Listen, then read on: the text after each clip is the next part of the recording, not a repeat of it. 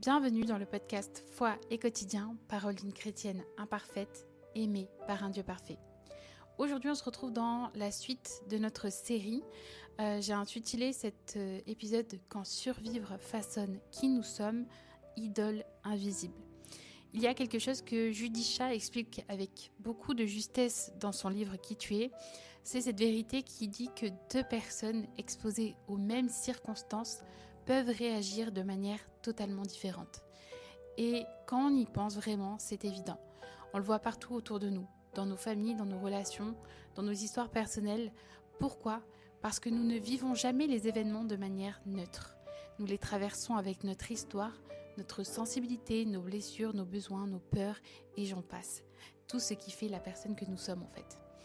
De la même manière que nous développons des schémas relationnels, notre façon d'aimer, de nous attacher aux autres, d'attendre des autres, on développe également des schémas d'adaptation. C'est-à-dire des stratégies intérieures, des réflexes émotionnels, des manières bien précises de faire face à quelque chose qui est difficile. Et je crois que ces stratégies ne sont pas toujours réfléchies consciemment, mais qu'elles vont se construire lentement et parfois très tôt, donc dans notre enfance, dans notre environnement, dans notre famille, dans nos blessures, dans nos manques, dans nos contextes de vie. Et elles sont profondément personnelles. Ça veut dire que chacun de nous a des stratégies uniques qu'elle a mis en place par protection ou pour autre chose. Et c'est pour cela que deux personnes peuvent vivre une situation similaire, mais réagir de manière totalement opposée. Par exemple, l'une va se renfermer sur elle-même, l'autre va se suradapter, l'une va fuir émotionnellement, l'autre va devenir hyper performante pour combler, une autre va s'éteindre intérieurement, l'autre va chercher à tout contrôler. Voilà. Et aucune de ces réactions n'est aléatoire, aucune de ces réactions n'est au hasard. En fait, c'est ton cerveau qui aura créé, qui aura testé certaines choses et qui aura ajusté. Et c'est comme ça que vont, entre guillemets, naître des protections que tu auras mis en place pour toi-même, en fait. Et tout ça, c'est comme si, sans même t'en rendre compte, tu avais constitué au fil du temps une palette de stratégies internes tout au long de ta vie, en fait. Et tu vas apprendre à les utiliser selon chaque situation et circonstance que tu vas vivre, tout simplement. Et clairement, ces stratégies-là, elles font partie de ton histoire, elles ont façonné ta manière d'être au monde, elles ont influencé ta personnalité, tes choix, tes relations, et parfois elles ont même contribué à la construction même de ton identité. Et là où Judy va mettre le doigt sur quelque chose de très important, c'est qu'elle va affirmer que les stratégies de survie ne sont pas mauvaises en elles-mêmes, mais que, au contraire, certaines d'entre elles nous ont permis de tenir quand c'était insupportable. Elles nous ont permis de continuer à respirer quand tu étais à bout, de traverser des saisons dans lesquelles on n'aurait pas survécu autrement.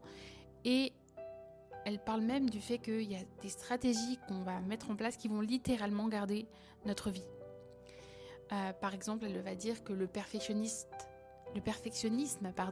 nous a peut-être gardé et protégé du chaos, que le contrôle nous a donné un sentiment de sécurité face à l'imprévisible, que la fuite émotionnelle nous a peut-être empêché de tomber en dépression, que la performance nous a peut-être offert une valeur alors qu'on n'en recevait aucune de nulle part, ni de notre famille, ni de nos amis, ni du reste.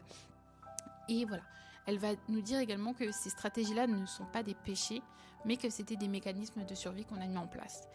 Et qu'elles avaient un contexte, voilà, qu'elles ne sont pas nées, entre guillemets, au hasard.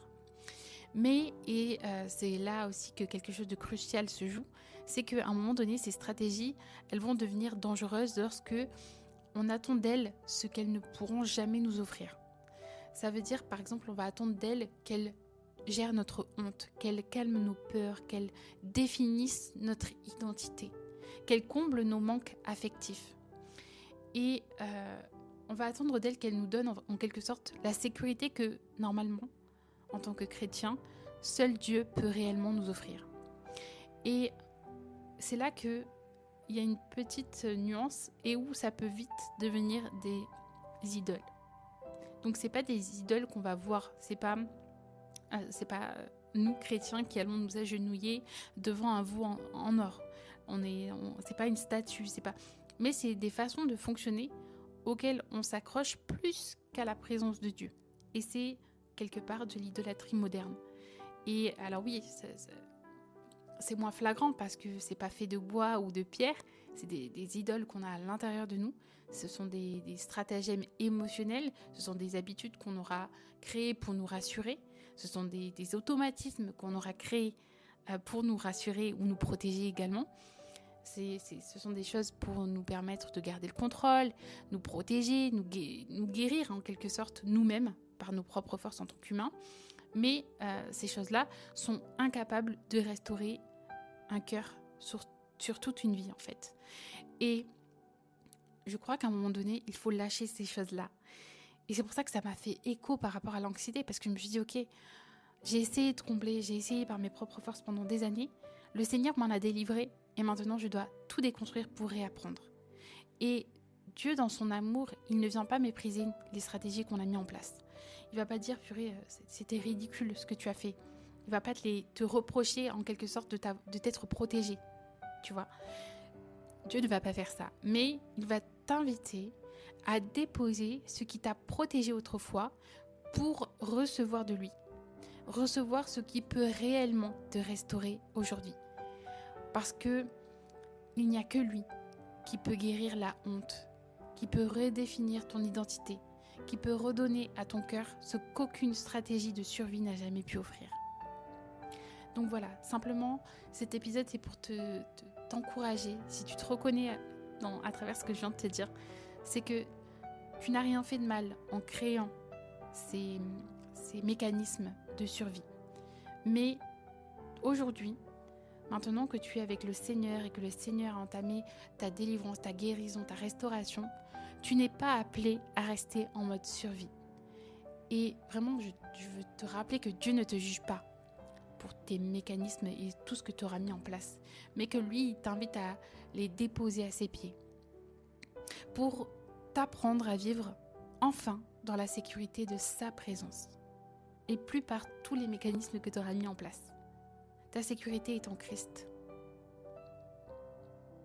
Sois béni.